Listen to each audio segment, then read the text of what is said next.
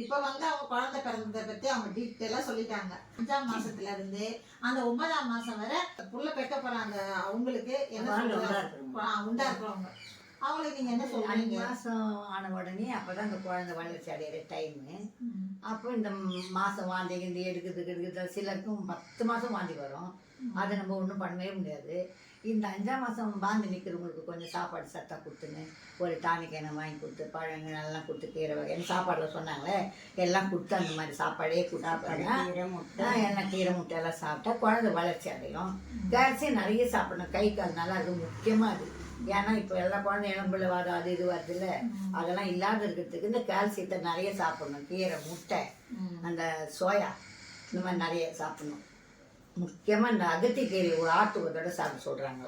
அது சாப்பிட முருங்கைக்கீரை சாப்பிடணும். முருங்கைக்கீரை. சரி, ஓகே. 5ஆம் மாதம் சீமந்தம். 5ஆம் மாதம் இந்த அது குழந்தை பிறகு அம்மா வீட்டில் போயிட்டு அது மருந்து அவங்க கொடுப்பாங்க. அந்த காலத்தில் ஒரு மருந்து கொடுத்து அதை கொடுத்துட்டு சாப்பிட்டுட்டு அவங்க 5ஆம் மாதம் வளையறெல்லாம் போட்டு கொண்டாந்து மறுபடியும் விடுவாங்க. வந்து போடுவாங்க, இல்லை இட்டுன்னு போய் செய்வாங்க.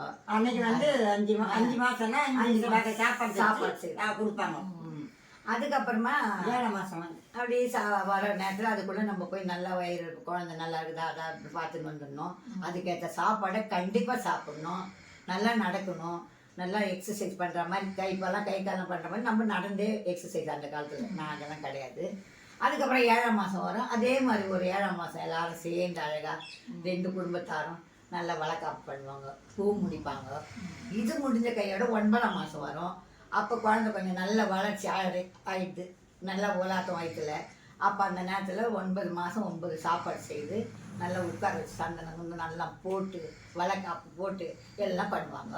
பண்ணி அதோட அவங்க அம்மா விட்டு இட்டுன்னு போயிடுவாங்க.